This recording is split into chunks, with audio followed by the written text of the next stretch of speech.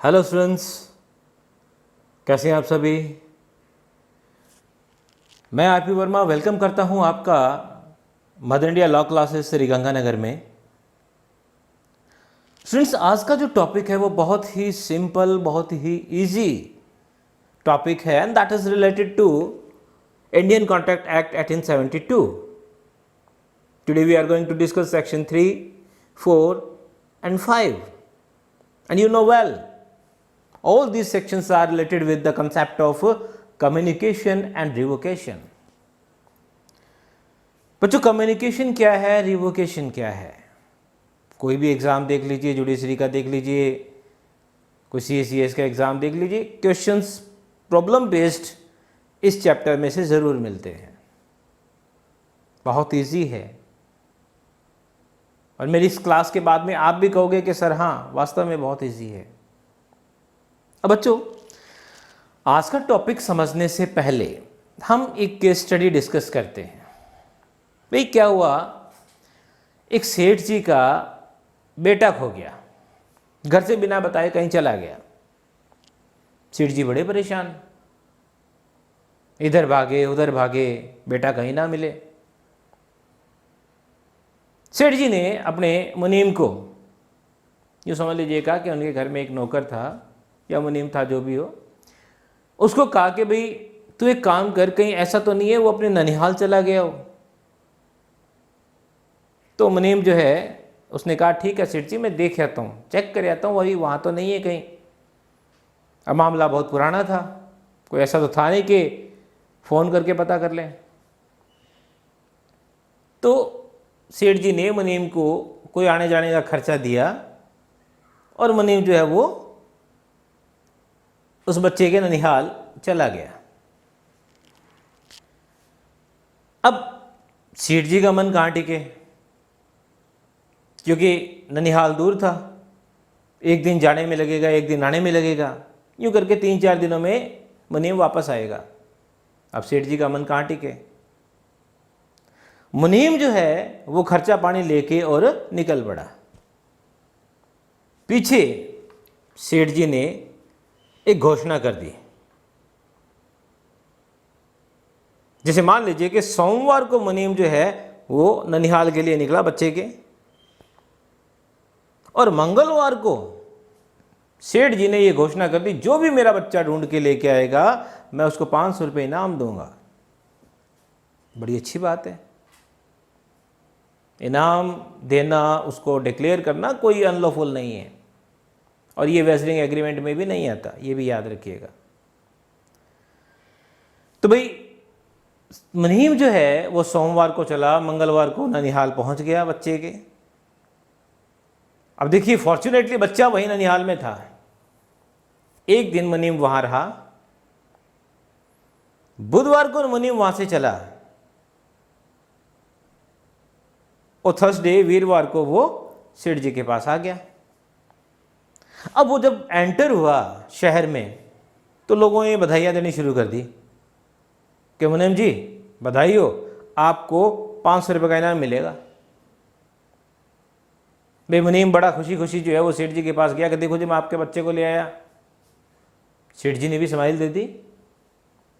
अब मुनीम सोच रहे भी 500 रुपये भी दें, आज तक नहीं दिए। अब बच्चों, इस प्रॉब्लम का सॉल्यूशन क्या है, आएंगे हम इस प्रॉब्लम पे, दोबारा आएंगे। आज का हमारा जो टॉपिक है वो आपको समझ आ गया होगा। आज हम बात कर रहे हैं communication of proposal, communication of acceptance, और इसके साथ ही हम डिस्कस करेंगे revocation of proposal and revocation of acceptance. तो बच्चों, सबसे पहले आप ये समझिए कि कम्युनिकेशन का मतलब क्या है। किसी को हम जब कोई बात कम्युनिकेट करते हैं तो आप लोगों ने कहीं पढ़ा होगा कि जैसे मान लीजिए कि मैं कोई मैसेज आपको देना चाहता हूं, तो मैं सबसे पहले एक एनकोडिंग क्रिएट करूंगा, कुछ वर्ड्स अपने माइंड में लेके आऊंगा कि मेरे को ये वर्ड्स जो है इनको मुझे एनकोड करना है, इनसे एक मैसेज बनाना है। वो मैसेज आप तक पहुंचेगा किसी चैनल के थ्रू, चाहे मैं वर्बली बोलता हूँ, चाहे मैं कोई मैसेज करता हूँ, चाहे मैं कोई लेटर देता हूँ, वो सब चैनल्स हैं। अब वो आपको मिला और आप उन वर्ड्स का मीनिंग निकालोगे, दैट इज कॉल्ड डिकोडिंग।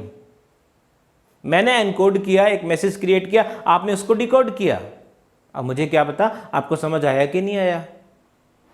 अब उसको डिकोड करने के बाद में आपने फीडबैक दिया, आपने रिप्लाई किया। तो जब आपका फीडबैक आएगा ना, then the message is set to be communicated. इसका मतलब मैंने जो मैसेज आपको दिया है उसका संवहन हो चुका है, वो कम्युनिकेट हो चुका है। तो बच्चों, यहां कम्युनिकेशन का मतलब किसी बात का कानों तक पहुंचना नहीं है।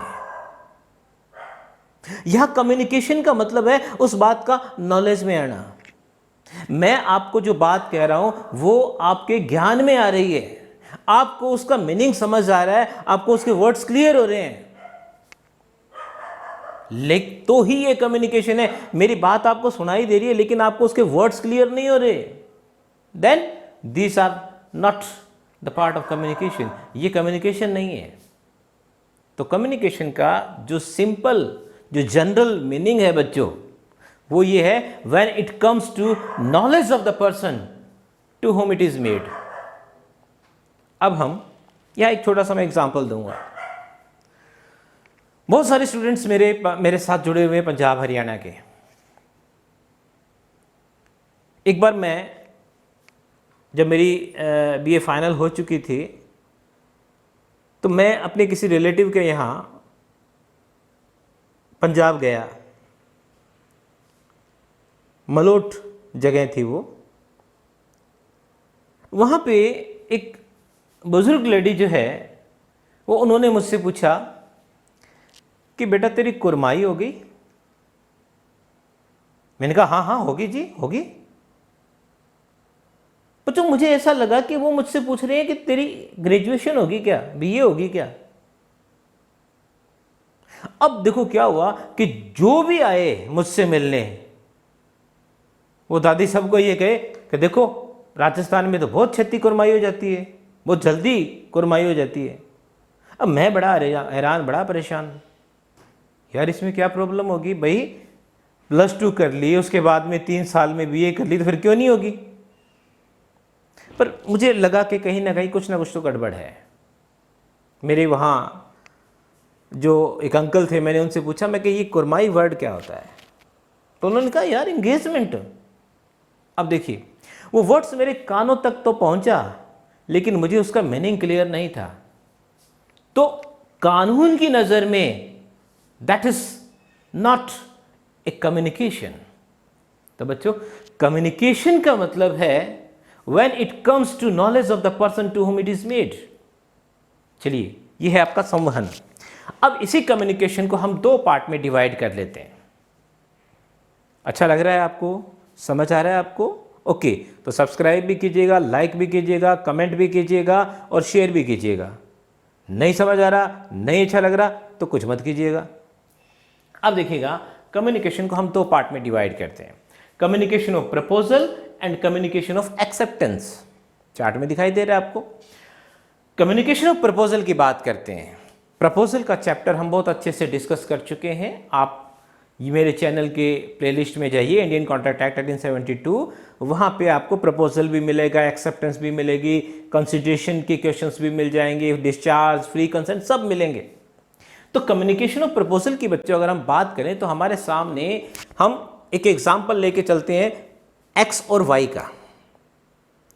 एक्स ने वाई को प्रपोजल किया।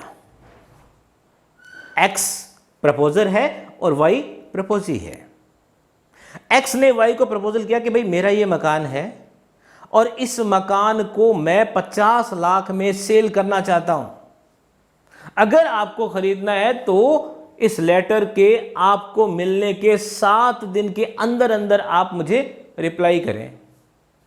तो बच्चों, यहां पे एक्स ने वाई को एक प्रपोजल कर दिया। ठीक है, अब क्वेश्चन ये उठता है कि यहां पे सेक्शन 4 क्या कहता है? क्या वो प्रपोजल कम्युनिकेट हुआ? तो देखिए सेक्शन 4 क्या कहता है, when it comes to knowledge of the person to whom it is made. जिस व्यक्ति को प्रपोजल किया गया है, एक्स ने वाई को किया है ना, तो इसका मतलब we are talking about the Y. जिसको प्रपोजल किया गया है अगर उसके ज्ञान में आ रहा है, उसकी नॉलेज में आ रहा है, तो हम ये माना जाए, तो हम ये कहेंगे the proposal is said to be communicated. इसका मतलब एक्स ने प्रपोजल किया वाई को, वाई ने उस प्रपोजल को पढ़ा, उसको समझा, then the proposal is said to be communicated. अब मान लो कि भाई मुझे बठिंडा से एक्स जो है वो यहाँ गंगानगर में एक लेटर लिख रहा है प्रपोजल का कि साहब ये मेरा मकान है और ये मैं आपको सेल करना चाहता हूँ, और वो लेटर पंजाबी में लिखा हुआ है। उसने 1 जनवरी को वहां से पोस्ट किया, जो मेरे को यहाँ पे 5 जनवरी को मिला। 3 जनवरी को भी मिल सकता है, 2 जनवरी को भी मिल सकता है, ये तो स्पीड पे डिपेंड करेगा। मैं मान लेता हूँ कि 5 जनवरी को मिला। अब उसने लेटर 1 तारीख को लिखा, पोस्ट किया, मुझे यहाँ 5 तारीख को मिला। प्रपोजल है, एक्सेप्टेंस नहीं है, ये बात समझिएगा।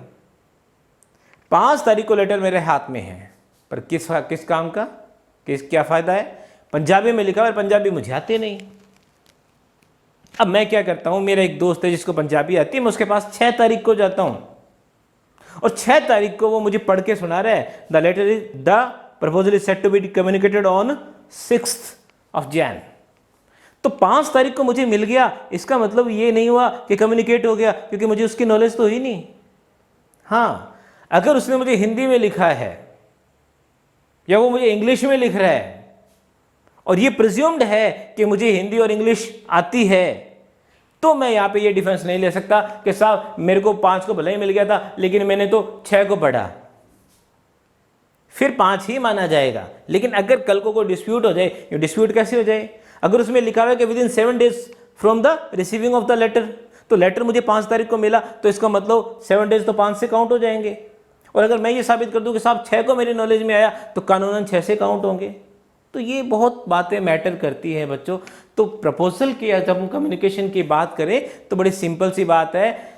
यहाँ पे एक बात मैं फिर आपको बता दूं कि अंग्रेजों ने ये जो कानून लिखा हमारे लिए, उस टाइम उनके माइंड में सिर्फ यही चीज़ थी कि यहाँ पे प्रपोजल और एक्सेप्टेंस जो है वो बाय वे ऑफ पोस्ट हो रही है। तो ये बात आप समझिएगा कि जितने भी मैं आपको एग्जांपल्स बता रहा हूँ वो बाय पोस्ट के हैं। तो एक्स ने वाई को प्रपोजल किया है पोस्ट के थ्रू, तो इसका मतलब ये हुआ कि वाई को मिल गया है और उसको उसकी नॉलेज हो गई है। दोनों बातें देखनी पड़ेगी, खाली मिल गया है ये ज़रूरी नहीं है, उसको उसकी नॉलेज हो गई है। तो ऐसी सिचुएशन में जिस डेट को उसकी नॉलेज हुई है उसी डेट को प्रपोजल आपका कम्युनिकेटेड माना जाएगा। चलिए बच्चों, अब बात करते हैं एक्सेप्टेंस की। भाई मुझे 1 तारीख को बठिंडा से प्रपोजल का लेटर लिखा गया, जो मुझे यहाँ 5 तारीख को मिला। अब मान लो कि मुझे 5 तारीख को ही समझ में आ गया, 5 तारीख को ही मैंने उसका मीनिंग क्लियर कर लिया कि क्या कह रहा है वो। अब मैं लेटर पोस्ट करना चाहता हूँ एक्सेप्टेंस का। अब मैं क्या करता हूँ, एक एक्सेप्टेंस का लेटर लिखता हूँ 6 तारीख को, और वो लेटर अपने ड्रॉवर में रख देता हूँ। उसके बाद में मैं 8 तारीख को वो लेटर निकालता हूँ और अपने सर्वेंट को देता हूँ कि जा भाई पोस्ट करके आ। सर्वेंट उसको 9 तारीख को पोस्ट करता है। तो देखिए मैंने एक्सेप्टेंस का लेटर लिखा 6 को, सर्वेंट को दिया 8 को, और सर्वेंट ने पोस्ट किया 9 को, और वो लेटर जो है वो 12 तारीख को उस पर्सन को मिलता है जिसने मुझे प्रपोजल किया था। अब सोचने वाली बात यह है कि एक्सेप्टेंस कब कम्युनिकेट मानी जाएगी? वेरी सिंपल, लेट एक्सेप्टेंस जो है उसके लिए हमारा सेक्शन 4 बिल्कुल क्लियर बोल रहा है। क्या बोल रहा है? Acceptance is said to be communicated when the letter of acceptance is posted. लो बच्चों समझो इस बात को। भाई मैंने एक्सेप्टेंस लिखी 6 तारीख को, कोई बात नहीं। एक्सेप्टेंस का लेटर जो है वो सर्वेंट को दिया 8 तारीख को, कोई बात नहीं। सर्वेंट ने वो लेटर पोस्ट किया 9 तारीख को। जैसे ही 9 तारीख को लेटर पोस्ट करेंगे, acceptance is set to be completed. अब वो लेटर मिल रहा है 11 तारीख को, 12 तारीख को, 15 तारीख को, मुझे इससे कोई मतलब नहीं है। तो अब देखिए फर्क समझिएगा। जब हम बात करते हैं कम्युनिकेशन ऑफ प्रपोजल की, तो जैसे ही प्रपोजी जिसको हमने प्रपोजल किया है उसकी नॉलेज में आ जाए तो प्रपोजल कम्युनिकेट माना जाएगा। यानी कि एक्स ने अगर वाई को किया है तो कम्युनिकेशन ऑफ प्रपोजल डिपेंड करता है वाई पे। और अगर हम बात करें एक्सेप्टेंस की, तो एक्सेप्टेंस के अंदर बच्चों बिल्कुल क्लियर बात है, when the letter of acceptance is posted, इसका मतलब ये हुआ कि अगर 6 तारीख को लिख के 6 तारीख को ही वाई लेटर पोस्ट कर रहा है या मैं पोस्ट कर रहा हूं, एक्सेप्टेंस कंप्लीट हो गई। इसका मतलब ये हुआ कि जिसने प्रपोजल किया था उस तक एक्सेप्टेंस पहुंचे ना पहुंचे इससे कोई मतलब नहीं है। तो यहां पे बच्चों आप समझिएगा कि जो एक्सेप्टेंस है, भाई एक्सेप्टेंस कौन करेगा? जो प्रपोजी है, जिसे अपन बोलेंगे एक्सेप्टर। उस बेचारे का काम कितना है? उसका तो काम इतना है ना कि लेटर पोस्ट कर दिया। अब वो लेटर आगे जा रहा है कि नहीं जा रहा, उसमें उसका तो कोई रोल ही नहीं है। तो ऐसी सिचुएशन के अंदर हम यहां पे ये मान के चलते हैं कि जैसे ही लेटर पोस्ट हो जाएगा acceptance is set to be completed. अब बच्चों यहां पे हम सेक्शन 4 की लैंग्वेज में जाएं तो 2 बातें आपको समझनी पड़ेगी कि जैसे ही लेटर पोस्ट होता है, क्या कॉन्टैक्ट हो गया? क्या कॉन्टैक्ट कब होगा? तो आप देखिएगा, एक बार आप इस चार्ट में देखिएगा। चलिए अब आप समझिएगा कि ये एक एग्जांपल लेके आपको बता रहा हूं। 1 जनवरी को लेटर प्रपोजल का लिखा गया, जो 5 जनवरी को, ये x है ये y है, और y को 5 जनवरी को मिला। 5 जनवरी ने लेटर ऑफ एक्सेप्टेंस लिखा y ने, और 6 जनवरी को उसने पोस्ट कर दिया। जो इसको मिला लगभग 10 जनवरी को। अब हमारे सामने क्वेश्चन क्या है? क्वेश्चन हमारे सामने देखो, इस एग्जांपल से समझ रहे हैं, यहां प्रपोजल कम्युनिकेट कब माना जाएगा?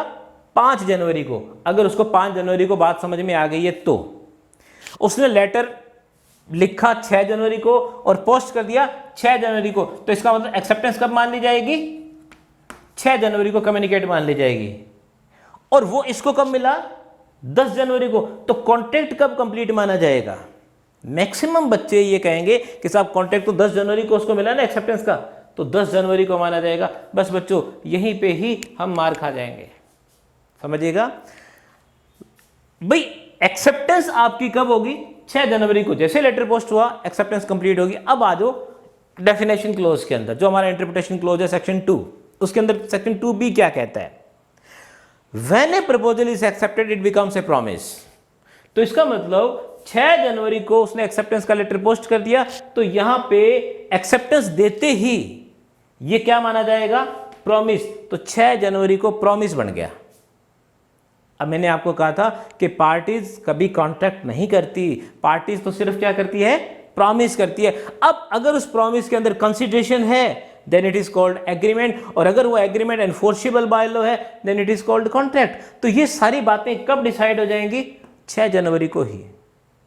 तो इसका मतलब ये हुआ बच्चों, समझ लीजिएगा अच्छी तरह से, टाइम ऑफ कॉन्ट्रैक्ट क्या माना जाएगा? When the letter of acceptance is posted. Letter जो है वो 6 जनवरी को पोस्ट हो गया है, तो 6 जनवरी को ही आपने प्रॉमिस क्रिएट कर दिया है, कंसिडरेशन ऑलरेडी उसमें है, तो 6 जनवरी को ही वो एग्रीमेंट मान लिया जाएगा। और अगर वो अनलॉफुल नहीं है तो 6 जनवरी को ही वो कॉन्ट्रैक्ट मान लिया जाएगा। इस 10 जनवरी से कोई लेना देना नहीं है। अब यहां पे कुछ बातें हमें और समझनी है। अब एक्सेप्टेंस जो है वो आप देखिएगा, आजकल जो भी प्रपोजल या एक्सेप्टेंस आजकल जो भी होता है वो क्या है भाई? पहले से अगर हम बात करें, जो हमारा ऑर्डिनरी लॉ है वो तो बाय पोस्ट की, यानी कि लेटर से बात कर रहे हैं कि भाई ये पोस्ट हो गया x से y की तरफ, y से x की तरफ। लेकिन आज की तारीख में आप देखिएगा भाई टेलीफोन आ गया है, मोबाइल है, ठीक है, ईमेल है, इस तरह से बहुत सारे फास्टेस्ट मीन्स ऑफ कम्युनिकेशन है। पहले तो हमारे पास क्या चलता था? पोस्ट या फिर टेलीग्राम। अब टेलीग्राम आजकल तो सिर्फ मोबाइल में चलता है ना, वो अलग टेलीग्राम है आपके एंजॉयमेंट के लिए। लेकिन यहाँ पे पोस्ट या टेलीग्राम, दो ही चीजें थी। आप यूं समझ लीजिएगा कि ये भी एक पोस्ट का ही पार्ट था, डाक खाना जिसको बोलते हैं। तो जब हम कम्युनिकेशन ऑफ एक्सेप्टेंस की बात करते हैं बच्चों, तो सेक्शन 4 के अंदर दो बातें हैं। वो ये कह रहा है भाई ऑर्डिनरी लॉ की बात कर रहे हैं हम, इसका मतलब बाय वे ऑफ पोस्ट और टेलीग्राम। तो यहां पे वो कह रहा है कि जैसे लेटर पोस्ट होगा, भाई communication of acceptance is said to be complicated when the letter of acceptance is posted. ये बात तो क्लियर होगी। अब यहां पे दो सिचुएशन क्रिएट हो जाएंगी। कौन कौन सी? एक तो ये एज अगेंस्ट दी प्रपोजल। अब आप आजिए वापस यहां पे, एक्स ने वाई को प्रपोजल किया और वो इसको मिल गया 5 जनवरी को। वाई ने एक्सेप्टेंस का लेटर लिखा 6 जनवरी को, जो इसे मिला 10 जनवरी को। अब देखिए ये क्या कह रहा है, एज अगेंस्ट द प्रपोजर। तो प्रपोजर यहां पे कौन है, एक्स या वाई? तो आप कहोगे साहब प्रपोजर तो एक्स है। तो जैसे ही 6 जनवरी को ये लेटर पोस्ट करेगा, ये किसके अगेंस्ट हो जाएगा? एक्स के अगेंस्ट हो जाएगा। इसका मतलब ये हुआ बच्चों, अब यहां पे एक नई थीम स्टार्ट हो जाएगी आपकी, क्योंकि हम प्रपोजल की कम्युनिकेशन की बात करें तो बाद में रिवोकेशन की भी तो बात करेंगे ना। भी कोई आदमी प्रपोजल देने के बाद में कब तक उस प्रपोजल को वापस ले सकता है? वो चीज़ आपको तब क्लियर होगी जब आपको ये चीज़ क्लियर होगी। मैं जब तक कोई चीज़ मेरे अगेंस्ट नहीं है, मैं प्रपोजल हूँ, जब तक कोई चीज़ मेरे अगेंस्ट नहीं है तब तक मैं वो वापस ले सकता हूँ। क्या प्रॉब्लम है? इसका मतलब ये हुआ बच्चों कि यहाँ पे 6 जनवरी को जैसे ही एक्सेप्टेंस का लेटर पोस्ट हुआ, यहाँ पे एक्स बाउंड हो गया। अब एक्स पीछे नहीं हट सकता। अगर एक्स पीछे हटता है then he will be liable for breach of contract. बड़ी सिंपल सी बात है। तो ये देखिएगा, एज अगेंस्ट द प्रपोजल, यानी कि जो प्रस्ताव करता है उसके अगेंस्ट उसी समय हो जाएगा जिससे लेटर पोस्ट हुआ। 6 जनवरी को लेटर पोस्ट हुआ तो 6 जनवरी को ही एक्स बाउंड हो जाएगा। 8 जनवरी को हुआ तो 8 जनवरी को बाउंड हो जाएगा। 10 जनवरी को लेटर, जब भी लेटर पोस्ट हुआ वो बाउंड हो जाएगा। इसका मतलब उसको लेटर 10 जनवरी को मिल रहा है, इससे कोई मतलब नहीं है। अब आप दूसरा पॉइंट देखिएगा, एज अगेंस्ट द एक्सेप्टर। अब यहां अंग्रेज बहुत शाने थे। यूं समझ लो कि यहां पे अंग्रेजों ने अपने आप को ही रखा हुआ था। अब देखो क्या कह रही है। अब यहाँ ये क्या, जहां पे भी लगे ना कि यार ये तो चीज़ गड़बड़ है, बस वहीं पे ही आपके क्वेश्चन ज़्यादा आ जाते हैं। इसका मतलब ये हुआ बच्चों कि एक्स जो है ना, उसने वाई को प्रपोजल किया और वाई ने एक्सेप्टेंस का लेटर दे दिया, 6 जनवरी को पोस्ट कर दिया। तो 6 जनवरी से पहले पहले एक्स अगर चाहता तो पीछे हट सकता है। अब अगर लेटर पोस्ट होते ही एक्स बाउंड हो गया, क्यों? और वो इसके अगेंस्ट हो गया। क्या? जो हमने कम्युनिकेशन किया है किसका? एक्सेप्टेंस का। लेकिन वो लेटर अभी 10 जनवरी को इसको मिलेगा, एक्स को। तो यहां पे ये देखिएगा, वाई जिसने एक्सेप्टेंस दिया ना, वो ये चाहता है कि यार मैं अपनी एक्सेप्टेंस वापस ले लूं। वो ये चाहता है कि मैं अपनी एक्सेप्टेंस वापस ले लूं। भाई ले सकता है, कब? 10 जनवरी तक। अब दोबारा समझ लो इस बात को। भाई मैंने आपको प्रपोजल किया, तो पहले तो बात करते हैं कम्युनिकेशन की। आपकी नॉलेज में आ गया, मेरा प्रपोजल कंप्लीट हो गया। अब आप एक्सेप्टेंस दे रहे हो तो आपके एक्सेप्टेंस की कम्युनिकेशन की बात करते हैं। जैसे आपने लेटर पोस्ट किया, लो जी आपकी एक्सेप्टेंस भी कम्युनिकेट होगी। अब हम बात करते हैं रिवोकेशन की। तो रिवोकेशन का मतलब वही दोनों बातें, फिर प्रपोजल का भी और एक्सेप्टेंस का भी। मैं प्रपोजल का रिवोकेशन करना चाहता हूं, कब तक कर सकता हूं? आपने जिस दिन लेटर पोस्ट किया है ना, उससे पहले लेटर आपने उस डाक खाने में, जैसे ना लेटर बॉक्स है उसमें आप डाल रहे हो, रजिस्ट्री करवा रहे हो, स्टाम्प लगाने से पहले, उनको तो हैंड ओवर करने से पहले, कभी भी मैं अपना प्रपोजल वापस ले सकता हूं। लेकिन जैसे ही आपने लेटर पोस्ट कर दिया या आपने लेटर जो है वो रजिस्ट्री करवा के हैंड ओवर कर दिया डाक खाने में, अब मैं बाउंड हो गया, मैं अपना प्रपोजल वापस नहीं ले सकता, क्योंकि वो क्या हो गया? As against the proposal. लेकिन बात हो रही है आपकी, आप एक्सेप्टेंस वापस लेना चाहते हो, उसको रिवोक करना चाहते हो, कर सकते हो। क्या प्रॉब्लम है? कर सकते हो। तो वो लेटर आपने पोस्ट 6 जनवरी को किया है, तो मेरी तो कहानी होगी। लेकिन आप अभी बचे हुए हो, वो लेटर मुझे 10 जनवरी को मिलता है, उससे पहले आप खुद आ जाओ या दूसरा कोई भी आप लेटर डाल दो, कैसे मर्जी करो। अगर उस 10 जनवरी से पहले पहले मुझे ये पता लगता है कि आपने एक्सेप्टेंस रिवोक कर दी है, तो वो एक्सेप्टेंस रिवोक मानी जाएगी। दोबारा फिर समझ लीजिएगा, जो प्रपोजर है वो अपना प्रपोजल कब तक वापस ले सकता है? जब तक लेटर एक्सेप्टेंस का पोस्ट ना हो जाए। और जो एक्सेप्टर है वो अपनी एक्सेप्टेंस कब तक वापस ले सकता है? जब तक उसकी एक्सेप्टेंस उस प्रपोजर तक ना पहुंच जाए। तो बच्चों यहां सबसे पहले बाउंड कौन होता है? प्रपोजर। इसीलिए प्रपोजर को ही प्रॉमिसर कहा जाता है। लेकिन जो प्रपोजी है, जो बाद में एक्सेप्टेंस देता है, वो बाउंड बहुत जाके बाद में जाके होता है। कब? जब एक्स को मिल जाएगा तब। अब एक्सेप्टेंस का लेटर एक्स को मिल गया, कॉन्ट्रैक्ट तो पहले हो गया था, कॉन्ट्रैक्ट तो आपका 6 तारीख को ही हो गया, लेकिन इसको लेटर 10 जनवरी को मिल गया ना। अब हम ये नहीं कह सकते भी contract is set to be completed, contract तो आपका हो ही गया, लेकिन अब वो चीज क्या हो जाएगी? खुद एक्सेप्टर के अगेंस्ट हो जाएगी। एक्सेप्टर अगर अब चाहे तो पीछे नहीं हट सकता। तो बच्चों ये मैंने आपको एक बड़ी सिंपल सी बात बताई कि कम्युनिकेशन और रिवोकेशन किस तरह से पॉसिबल है। आप कैसे प्रपोजल को कर सकते हैं, उसको कम्युनिकेट कर सकते हैं, कब एक्सेप्टेंस की कम्युनिकेशन कंप्लीट होगी, कब हम प्रपोजल को रिवोक कर सकते हैं, कब हम एक्सेप्टेंस को रिवोक कर सकते हैं। अब हम वापस आ जाते हैं इसी एक्सेप्टेंस के कम्युनिकेशन पे ही। तो आज की तारीख में आप देखिएगा, हम लेटर की बात करें तो बड़ा अजीब सा लगता है, कौन किसको लेटर लिखता है आजकल, है ना। आज की तारीख में हम टेलीफोन के थ्रू या फिर ईमेल के थ्रू या अपन व्हाट्सएप में मैसेज के थ्रू भी बहुत सारे फास्टेस्ट मीन्स ऑफ कम्युनिकेशन है। तो ऐसी सिचुएशन में बच्चों हम आ जाते हैं अब इस दूसरी कैटेगरी में। तो आज अगर एक्स वाई को प्रपोजल कर रहा है और वो भी टेलीफोन के थ्रू, मोबाइल के थ्रू, टेलीफोन भी दो है, बेसिक और मोबाइल। तो भाई मोबाइल के थ्रू या टेलीफोन के थ्रू वो प्रपोजल कर रहे हैं। तो देखिएगा, दोबारा फिर मैं आपको एक एग्जांपल लेके चलता हूं। एक्स जो है इसने वाई को प्रपोजल किया थ्रू मोबाइल, सेल फोन। इसने 1 जनवरी को इसको प्रपोजल किया वाई को, 1 जनवरी को। तो ऑब्वियस सी बात है 1 जनवरी को उसी वक्त ही वो उसको सुनाई देगा। तो इसका मतलब यहां सेम वही सिचुएशन है, चाहे आप लेटर की बात करो चाहे आप टेलीफोन की बात करो। Proposal is set to be communicated when it comes to knowledge of the person to whom it is made. तो जो प्रपोजल एक्स ने किया है अगर वो वाई की नॉलेज में आ रहा है तो भले ही वो टेलीफोन से हो, भले ही वो ईमेल से हो, proposal is set to be communicated. अब आती है बात वाई की। तो यहां पे अपन एक छोटा सा एग्जांपल लेते हैं बच्चों। एक्स जो है वो गंगानगर में है और वाई जो है वो बठिंडा में है। एक्स ने प्रपोजल किया वाई को गंगानगर से और वाई बठिंडा से एक्सेप्टेंस कर रहा है। अब अगर ये लेटर के थ्रू है, अगर ये यानी कि एक्स ने प्रपोजल जो है वो किया लेटर के थ्रू गंगानगर से बठिंडा, और बठिंडा में जो बैठा है वो एक्सेप्टेंस का लेटर लिख के बठिंडा में ही पोस्ट कर रहा है, तो प्लेस ऑफ कॉन्ट्रैक्ट क्या हो जाएगा? बठिंडा हो जाएगा।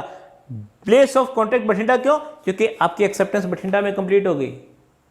लेकिन बच्चों यहां पे अगर यही काम, यही ट्रांजैक्शन टेलीफोन या ईमेल के थ्रू हो तो आपका रूल चेंज हो जाएगा। यानी कि एक्स ने वाई को प्रपोजल किया टेलीफोन के थ्रू, जो वाई को सुनाई दिया बठिंडा में, समझ में आ गया, अच्छी बात है। अब यहां पे वाई जो है हाथों हाथ एक्सेप्टेंस नहीं देता, वो 3 जनवरी को एक्सेप्टेंस दे रहा है। कहां पे? बठिंडा में। और वो 3 जनवरी को ही एक्स को सुनाई दे रही है कहां पे? गंगानगर में। अब अगर हम लेटर वाली बात पे आ जाएं तो लेटर पोस्ट हुआ बठिंडा में, तो कॉन्ट्रैक्ट, प्लेस ऑफ कॉन्ट्रैक्ट भी क्या हो जाएगा? बठिंडा। और डेट भी कौन सी मान ली जाएगी? जब लेटर पोस्ट किया जाता है। लेकिन ये अपन तो टेलीफोन की बात कर रहे हैं, तो टेलीफोन के अंदर बच्चों जस्ट उल्टा हो जाएगा काम। उसने 3 जनवरी को जैसे ही एक्सेप्टेंस दी, वो एक्सेप्टेंस सुनाई कहां पे दे रही है? ये एक्सेप्टेंस सुनी गई है गंगानगर में। तो इसका मतलब बच्चों यहां पे ये हुआ कि अगर टेलीफोन के थ्रू एक्सेप्टेंस दी जाए, दी तो कहां गई, कहां से गई है? बठिंडा से, लेकिन सुनी कहां गई है? गंगानगर में। तो अगर टेलीफोन के थ्रू एक्सेप्टेंस दी गई है, यानी कि वो कॉन्ट्रैक्ट जो है वो बाय वे ऑफ टेलीफोन हो रहा है, तो यहाँ पे where the acceptance is heard that will be the place of contract and that will be the time of contract and that will be the date of contract. तो यहाँ समझ लीजिएगा, दोबारा फिर मैं आपको बता रहा हूँ, जो हमारा ऑर्डिनरी वे ऑफ कम्युनिकेशन है, ordinary way of creating a contract है, उसमें क्या था, अगर हम ऑर्डिनरी वे का मतलब बाय वे ऑफ पोस्ट, अगर हम पोस्ट के थ्रू एक्सेप्टेंस दे रहे हैं तो जहां लेटर पोस्ट होगा, इसका मतलब मैंने गंगानगर से प्रपोजल किया, एक्सेप्टेंस आपको मिल गई, आपको प्रपोजल मिल गया बठिंडा में, और बठिंडा से आप एक्सेप्टेंस का लेटर पोस्ट कर रहे हो, तो एक्सेप्टेंस जो है वो आपके बठिंडा में कंप्लीट हुई कि नहीं हुई। तो यहां पर तीन बातें आ जाएंगी। पहला ये कि एक्सेप्टेंस कहाँ कंप्लीट होगी, बठिंडा में। दूसरा, प्लेस ऑफ कॉन्टैक्ट क्या होगा, बठिंडा होगा। और तीसरा, डे एंड टाइम क्या होगा, जिस दिन आपने बठिंडा में लेटर पोस्ट किया। लेकिन अगर हम इसी को फास्टेस्ट मीन्स ऑफ कम्युनिकेशन की अगर के कॉन्सेप्ट में ले जाएं, जिसमें आपका टेलीफोन आ गया, ईमेल आ गया, ठीक है, कोई मैसेज के थ्रू आ गया, तो वहां पे आपका रूल चेंज हो जाएगा। अब ये रूल जो चेंज हुआ है वो क्या है, in case of telephone where the acceptance is heard and when the acceptance is heard, समझिएगा, जहां पे एक्सेप्टेंस सुनी जाती है, इसका मतलब आपने एक्सेप्टेंस बठिंडा से की, लेकिन मैं तो गंगानगर में हूं ना, और मुझे वो सुनाई कहां पे दी, गंगानगर में, तो प्लेस ऑफ कॉन्ट्रैक्ट क्या होगा, गंगानगर होगा। उल्टा हो गया जस्ट। अगर लेटर होता तो आप कहां पोस्ट करते हैं, बठिंडा, तो प्लेस ऑफ कॉन्ट्रैक्ट भी क्या होता है, बठिंडा। लेकिन यहां पे टेलीफोन के थ्रू हो रहा है, तो प्लेस ऑफ कॉन्ट्रैक्ट क्या हो जाएगा, गंगानगर हो जाएगा। अब ये रूल कब आया, ये रूल कोई बहुत ज्यादा पुराना नहीं है, ये रूल आपका आया 1955 के अंदर। तो लॉर्ड जस्टिस जो थे डैनिंग, उन्होंने, उनके सामने केस था Entores limited versus Miles Far East Corporation, 1955 का एक ब्रिटिश केस है ये, जिसमें एक रूल इन्होंने ले डाउन किया कि इन case of communication of acceptance and when it is done by telephone, then the communication of acceptance is said to be completed when the acceptance is heard। तो जब सुनी जाती है, अब आप इसको यूं समझ लीजिएगा कि मैंने प्रपोजल किया आपको बठिंडा में, आप बठिंडा से मुझे एक्सेप्टेंस दे रहे हो, अगर मेरा प्रपोजल आपको सुनाई नहीं दिया तो कहानी वैसे ही खत्म, तो प्रपोजल का कम्युनिकेशन माना नहीं जाएगा क्योंकि आपके नॉलेज में नहीं आया। लेकिन आप प्रपोजल आपके नॉलेज में आ गया और उधर से आप एक्सेप्टेंस दे रहे हो, सेम टाइम भी आप एक्सेप्टेंस दे सकते हो, 2 दिन बाद भी दे सकते हो, ये आपकी मर्जी है। लेकिन अब आप जब एक्सेप्टेंस दे रहे हो, मान लो उसी टाइम कॉल ड्रॉप हो गई, मैं यहाँ पे हेलो हेलो हेलो कर रहा हूँ, एक्सेप्टेंस सुनाई नहीं दे रही, तो इसका मतलब कॉन्ट्रैक्ट कंप्लीट नहीं होगा। यहाँ पे आप ये नहीं कह सकते कि साहब मैंने तो एक्सेप्टेंस दे दी थी, इनको सुनाई ना दे, मुझे इससे क्या। तो जैसे ही मेरे को सुनाई देगी, ये साबित करना पड़ेगा कि इनको सुनाई दी थी, जैसे ही वो सुनाई देगी कॉन्ट्रैक्ट आपका कंप्लीट मान लिया जाएगा। इसी को बच्चों एंटोर्स रूल कहा जाता है। अब इसी को 1966 में इंडिया में अप्लाई किया गया Bhagwan Das Kedia versus Girdhari Lal and sons के मामले में। तो ये बहुत बार एग्जाम में आ जाता है बच्चों, एंटोर्स रूल क्या है। दोबारा फिर मैं आपको रिपीट कर दूं, प्रपोजल पे ज़्यादा क्वेश्चन नहीं आते, एक्सेप्टेंस के कम्युनिकेशन पे बहुत क्वेश्चन आते हैं। तो हमारे सामने 2 कॉन्सेप्ट थी, एक तो कम्युनिकेशन और दूसरा रिवोकेशन। जब हम रिवोकेशन की बात करते हैं तो वहाँ पे 2 बातें हैं, एक तो ये कम्युनिकेशन ऑफ रिवोकेशन, और दूसरा रिवोकेशन के अंदर रिवोकेशन प्रपोजल का है या रिवोकेशन एक्सेप्टेंस का है। अब जब रिवोकेशन ऑफ प्रपोजल पढ़ते हो या रिवोकेशन ऑफ एक्सेप्टेंस पढ़ते हो तो फिर आपको यह ध्यान में रखना पड़ेगा कि जब एक्सेप्टेंस हुई है ना, तब कौन बाउंड होगा। तो आपको सारा एक बार दोबारा फिर मैं रिवाइज करवा देता हूं। हमारे सामने सबसे पहले कंसेप्ट थी कम्युनिकेशन ऑफ प्रपोजल की। तो बड़ी सिंपल सी बात है, जैसे ही वो प्रपोजल मेरी नॉलेज में आ गया, आपने मुझे प्रपोजल किया और वो प्रपोजल मेरी नॉलेज में आ गया, नॉलेज का मतलब मुझे उसका मीनिंग क्लियर हो गया, proposal is set to be completed, बस दैट्स इट। अभी कोई कॉन्टैक्ट नहीं हुआ, समझ में आ गया। अब मैं एक्सेप्टेंस पोस्ट कर रहा हूं बाय वे ऑफ पोस्ट। जैसे ही मैं लेटर पोस्ट कर दूंगा तो एक्सेप्टेंस कंप्लीट हो जाएगी, वो भले ही आपको मिले चाहे ना मिले। मेरा एक्सेप्टेंस कंप्लीट हो गया। तो अभी सिर्फ अपन बात करते हैं कम्युनिकेशन की। मैंने प्रपोजल किया, आपने मुझे प्रपोजल किया, मुझे मिल गया, मैंने एक्सेप्टेंस की, वो आपको मिले ना मिले पर मैंने तो पोस्ट कर दी ना। तो यहाँ पे proposal acceptance is set to be completed and that will be the time of completion of contract. तो यहाँ पे कॉन्ट्रैक्ट कानून की नज़र में कंप्लीट मान लिया जाएगा। इससे आगे अपने को देखने की जरूरत नहीं है। लेकिन यहां पे थोड़ी सी बात और आपको समझनी पड़ेगी, क्योंकि सेक्शन 4 के अंदर ये कहता है कि जब एक्सेप्टेंस दी जाती है तो दो बातें हमारे सामने हो सकती हैं। क्या कि जैसी एक्सेप्टेंस दी जाएगी, जो प्रपोजल था वो उसी वक्त बाउंड हो जाएगा, लेकिन एक्सेप्टर बाउंड होगा जब वो प्रपोजल को मिल जाएगा। ये सारी की सारी बातें आपके सेक्शन 4 के अंदर थी। अब एक्सेप्टेंस के अंदर फिर दो बातें आ गई हमारी। ये सिर्फ कम्युनिकेशन की बात चल रही है। एक्सेप्टेंस में फिर दो बातें आ गई हमारी। वो दो बातें कौन सी? कि अगर acceptance bye way of post हो तो जैसे आप लेटर पोस्ट करेंगे एक्सेप्टेंस कंप्लीट मान ली जाएगी, और अगर बाय टेलीफोन है तो जैसे ही सामने वाले को यानी कि प्रपोजर को आपकी एक्सेप्टेंस सुनाई दे जाएगी, एक्सेप्टेंस कंप्लीट मान ली जाएगी। और अगर आपने ईमेल के थ्रू किए तो जैसे ही प्रपोजर आपकी ईमेल खोल के देख लेगा कि हाँ भाई एक्सेप्टेंस आ गई है, वो कंप्लीट मान ली जाएगी। अब मान लो कि मैं रूटीन के अंदर सारी मेल्स चेक कर रहा हूं और मैंने आपकी एक्सेप्टेंस की मेल जो है वो खोल तो ली, पर मैंने उसको देखा नहीं, तो भी कानून की नज़र में ये कंप्लीट मान ली जाएगी। ये बच्चों एक छोटा सा पार्ट मैंने आपको समझाया। अभी हम बेयर एक्ट की लैंग्वेज भी देखेंगे। अब आते हैं जो शुरू में मैंने आपको एक प्रॉब्लम बताई थी, जो सेठ जी के बच्चे वाली, कि सेठ जी का बच्चा खो गया। अब यहाँ पे प्रॉब्लम क्या थी? सेठ जी ने एक डेक्लेरेशन की कि जो मेरे बच्चे को ढूंढ के लाएगा उसको मैं 500 रुपये इनाम दूंगा। तो यहाँ पे आप देखिएगा बच्चों, एग्जाम्पल मैंने कुछ आपको इस तरह का बताया था कि जो मुनीम है वो सोमवार को निकल गया और पीछे से मंगलवार को सेठ जी जो है वो एक प्रपोजल कर रहे हैं कि जो मेरा बच्चा ढूंढ के लाएगा मैं उसको 500 रुपये इनाम दूंगा। अब यहां पे बुधवार को वो उस बच्चे को लेके मुनीम वापस चलता है, बुधवार को या वीरवार को वो वापस चलता है और सेठ जी के पास आ जाता है और आके ये कहता है लाओ मेरे 500 रुपये दो, पर सेठ जी ने दिए नहीं।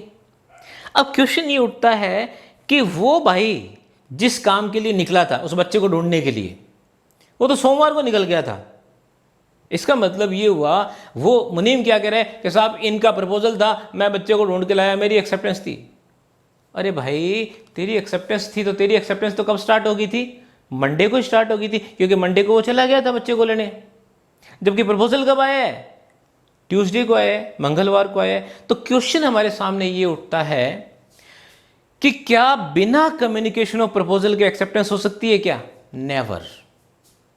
तो अगर आपके प्रपोजल का मुझे ज्ञान ही नहीं है और फिर भी मैं कोई रिएक्शन क्रिएट कर रहा हूं और कह रहा हूं कि साहब मेरी एक्सेप्टेंस है, that will be no acceptance. ये बच्चों मैं नहीं कह रहा, ये लालमन शुक्ला वर्सेस गौरी दत्त का जो मामला था ये उसके फैक्ट्स थे। चलिए स्टूडेंट्स, एक बार हम रिवोकेशन फिर देख लेते हैं। तो सेक्शन 5 जो है उसमें रिवोकेशन की बात हो रही है। मैंने यहाँ पे सेक्शंस आपके तीनों बता दिए हैं। सेक्शन 3 है, 4 है, 5 है। तो यहाँ पे सेक्शन 3 जो है वो सिर्फ जनरल डिक्लेरेशन कर रहे हैं कि जब भी प्रपोजल की कम्युनिकेशन की बात होगी या एक्सेप्टेंस की कम्युनिकेशन की बात होगी या फिर प्रपोजल के रिवोकेशन की बात होगी या एक्सेप्टेंस के रिवोकेशन की बात होगी, तो पार्टीज के उस ट्रांजेक्शन में जो भी एक्ट या ओमिशन उन्होंने डिसाइड किया हुआ है, जब तक वो नहीं होगा तब तक उस प्रपोजल को या एक्सेप्टेंस को कम्युनिकेट या रिवोक नहीं माना जाएगा। तो जनरल डिक्लेरेशन आपके सेक्शन 3 में दी हुई है। सेक्शन 4 के अंदर जो अभी मैंने आपको सारी रामायण समझाई है कि when communication is set to be completed, तो सेक्शन 4 के अंदर कम्युनिकेशन व्हेन कंप्लीट का मतलब क्या हुआ? प्रपोजल की कम्युनिकेशन की बात भी हो रही है और एक्सेप्टेंस की कम्युनिकेशन की बात भी हो रही है। और यही सेक्शन 4 के अंदर ही अगर आपने एक्सेप्टेंस दे दी है तो वो एक्सेप्टेंस मेरे खिलाफ तो उसी टाइम हो जाएगी जैसे आपने पोस्ट किए, लेकिन आपके खिलाफ तब वो होगी जब वो मुझे मिलेगी। तो वहीं से मैंने बताया था, वहीं से ही रिवोकेशन आपको समझ में आएगा। तो वो सेक्शन 5 में आपका दिया हुआ है। अब रिवोकेशन को हम दो पार्ट में डिवाइड कर लेते हैं, revocation of proposal and revocation of acceptance. Revocation का मतलब समझ लीजिएगा टू टेक बैक। भाई मैंने प्रपोजल किया है, मैंने आपको कहा कि भाई मैं अपना ये मकान 50 लाख में बेचना चाहता हूँ, आपको खरीदना है तो 7 दिन के अंदर अंदर रिप्लाई करो। अब आप रिप्लाई करो, उसका लेटर पोस्ट करो, या आप मुझे फ़ोन करो उससे पहले ही अगर मैं आपको कह दूं कि साहब मैंने जो आपको प्रपोजल किया था ना, सॉरी मैं नहीं बेचना चाहता, तो इसका मतलब मैंने वो प्रपोजल रिवोक कर लिया।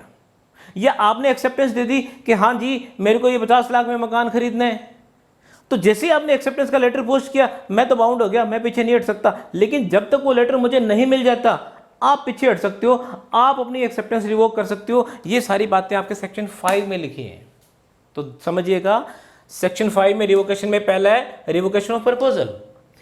तो दो बातें लिखिए, before letter of acceptance is posted. अगर यहां पे बाय वे ऑफ पोस्ट आप एक्सेप्टेंस दे रहे हो, तो जब तक आपका लेटर पोस्ट नहीं हो जाता एक्सेप्टेंस का, तब तक मैं अपने प्रपोजल को वापस ले सकता हूं। लेकिन आपने लेटर पोस्ट कर दिया, खत्म। अब आप अपनी एक्सेप्टेंस वापस ले सकते हो, पर मैं अपना प्रपोजल वापस नहीं ले सकता। अब आ जाओ, अगर आप टेलीफोन से कर रहे हो तो मैंने प्रपोजल किया आपको टेलीफोन से, आपको सुनाई दे गया, कम्युनिकेट हो गया, लेकिन मैं अब उसको वापस करना चाहता हूं। मैं मना करता हूं कि साहब मुझे इस प्रपोजल को मतलब आगे नहीं लेके चलना, मैं ये प्रपोजल रिवोक करना चाहता हूं, कर सकता हूं। आप जो एक्सेप्टेंस मुझे दे रहे हो, जैसे मैंने आपको टेलीफोन पे कहा कि भाई यार वो मकान तो आपने देखा ही है भाई साहब, 50 लाख रुपए में मैंने बेचना है, बताओ हाँ या ना का कुछ बताओ। अब आप कह रहे हो कि हाँ भाई साहब मकान तो मैंने देखा है, और वो 2 गलियां छोड़ के, और वो वहाँ मेरा एक दोस्त का घर भी है, उसने भी बड़ी तारीफ की। आप यूँ एक रामायण सी गा रहे हो। अभी आपने यस नहीं बोला, तो आप यस बोल लो, उससे पहले ही मैं कह दूं अरे भाई साहब रुको रुको रुको, मेरे को मकान सेल नहीं करना, तो मैंने प्रपोजल क्या कर दिया, रिवोक कर दिया। पर जैसे ही आपने कहा कि हाँ भाई साहब मुझे मकान खरीदना है, और वो एक्सेप्टेंस मुझे सुनाई देगी, अब मैं अपना प्रपोजल वापस नहीं कर सकता। तो इसका मतलब लेटर और टेलीफोन दोनों के मामले में मैंने आपको बता दिया। अब आ जाओ एक्सेप्टेंस की बात करें, तो भाई आपने लेटर पोस्ट कर दिया, अच्छी बात है, मुझे तो अभी नहीं मिला ना। जब तक वो मुझे नहीं मिल जाता, उसको मुझ तक पहुंचने में 2 महीने या 10 दिन या 2 दिन, जितना टाइम लग रहा है, अगर आपने वो एक्सेप्टेंस जो है वो लेटर पोस्ट कर दिया है, कोई प्रॉब्लम नहीं है आपके साथ। मुझे जब तक नहीं मिल जाती तब तक आप उस एक्सेप्टेंस को कभी भी रिवोक कर सकते हो। तो मैंने लिखा हुआ है before it reaches to the proposee, यानी कि मैंने प्रपोजल किया था, मुझे अभी मिली नहीं, तो जब तक मुझे नहीं मिल जाती उससे पहले आप कभी भी कर सकते हो। और यही बात मान लो अगर टेलीफोन के मामले में हो, तो आपने मुझे टेलीफोन कर दिया कि हाँ साहब मुझे मकान खरीदना है, मुझे सुनाई देगी कि नहीं देगी, लो जी एक्सेप्टेंस कंप्लीट होगी। अब आप किसी भी हालत में एक्सेप्टेंस वापस नहीं कर सकते, उसे रिवोक नहीं कर सकते। लेकिन मान लो आपने ईमेल के थ्रू किया है, अब मैं उस ईमेल को खोल लूं, आपको पता है कि ये ईमेल जो है वो आज सैटरडे को हमने किया है और इस टाइम किया है, ये मंडे को ही खोलेंगे, आपने संडे को फिर ईमेल कर दी, मतलब मेरे खोलने से पहले ही आपने एक ईमेल और कर दी रिवोक की, तो रिवोकेशन मान लिया जाएगा। तो बात घुमा फिरा के वहीं आ गई कि जब तक मैं उसे सुन नहीं लेता उससे पहले कभी भी आप एक्सेप्टेंस रिवोक कर सकते हो, जब तक मैं उसे देख नहीं लेता उससे पहले कभी भी आप एक्सेप्टेंस रिवोक कर सकते हो। तो ये आपके रिवोकेशन ऑफ एक्सेप्टेंस की बात थी। तो बच्चों मेरे ख्याल से एक जितनी हमने हाइपोथेटिकल सिचुएशंस क्रिएट की हैं, जो एग्जांपल्स हमने लिए हैं, उसके हिसाब से आपको ये टॉपिक समझ आ जाना चाहिए। कोई डाउट है तो हम दोबारा फिर डिस्कस कर लेंगे, लेकिन जो इलस्ट्रेशंस हैं आप उन पे ज़्यादा जोर दीजिएगा, तो ही आपको ये टॉपिक क्लियर होगा। जितनी बार इस टॉपिक को करें उतनी बार अच्छी बात है, क्योंकि क्वेश्चंस इसमें से हमें मिलने ही मिलने हैं। तो ये इंडियन कॉन्ट्रैक्ट एक्ट 1872 के 3 सेक्शंस मैंने आज आप लोगों के साथ डिस्कस किए हैं, सेक्शन 3, 4 एंड 5। इसके अंदर हमारे पास 2 टॉपिक हैं, communication of proposal and communication of acceptance. तो एक कम्युनिकेशन का हो गया और दूसरा रिवोकेशन का हो गया। अब यहाँ पे ये समझिएगा कि अगर आपसे कोई पूछे कि कम्युनिकेशन ऑफ रिवोकेशन क्या है, तो वो भी आपका 5 से रिलेटेड है। इसका मतलब ये हुआ कि आपने कोई चीज़ मुझे रिवोक की है, वो भी तो मुझे मिलनी चाहिए ना। मान लो आपने मुझे प्रपोजल किया, ठीक है, अब आप उसको रिवोक करना चाहते हो, तो आपका प्रपोजल तो मुझे मिल गया, पर रिवोकेशन का कम्युनिकेशन हुआ ही नहीं, और उससे पहले ही मैंने एक्सेप्टेंस दे दी, तो भैया एक्सेप्टेंस ही मानी जाएगी। ये बात आप याद रखिएगा। मैं यहाँ पे लास्ट एक छोटी सी बात आपके साथ और डिस्कस करूँगा। मान लीजिए मैंने किसी को प्रपोजल किया और मेरे को प्रपोजल करने के बाद याद आया कि अरे यार इसमें तो मेरा नुकसान है, और हाथों हाथ मैंने एक्सेप्टेंस उसके रिवोकेशन ऑफ प्रपोजल का लेटर मैंने और लिख दिया। अब आपको दोनों लेटर एक साथ मिलते हैं, दोनों लेटर आपको प्रपोजल के कम्युनिकेशन का भी मिल रहा है और प्रपोजल के रिवोकेशन का भी मिल रहा है। अब आप प्रपोजल के कम्युनिकेशन का लेटर देख के बड़ा खुश हुए और आपने एक्सेप्टेंस का लेटर लिख दिया, बाद में आपने रिवोकेशन वाला खोला, बताओ कौन आपकी बात पे विश्वास करेगा? या मैंने जो कम्युनिकेशन ऑफ प्रपोजल है वो तो ऑर्डिनरी डाक से भेजा और रिवोकेशन जो है वो मैंने रजिस्टर्ड डाक से भेज दिया, बाई चांस दोनों आपके पास एक साथ ही पहुंचते हैं, तो बच्चों यहाँ पर कोई ज़्यादा आपको कंफ्यूज होने की ज़रूरत नहीं है। बस यूँ समझ लीजिएगा, when there is a proposal, when there is a communication of proposal and revocation of proposal are found same time, in same time, then it will be considered as a revocation of proposal। दोनों एक साथ मिल रहे हैं, हमेशा क्या मानना है आपको? रिवोकेशन मानना है। तो बच्चों मैं आरपी वर्मा, उम्मीद करता हूँ आपको ये क्लास पसंद आई होगी और इसे प्लीज़ ज़रूर आप शेयर कीजिएगा क्योंकि ये एक बहुत ही इम्पॉर्टेंट टॉपिक है। Thank you students, thank you very much.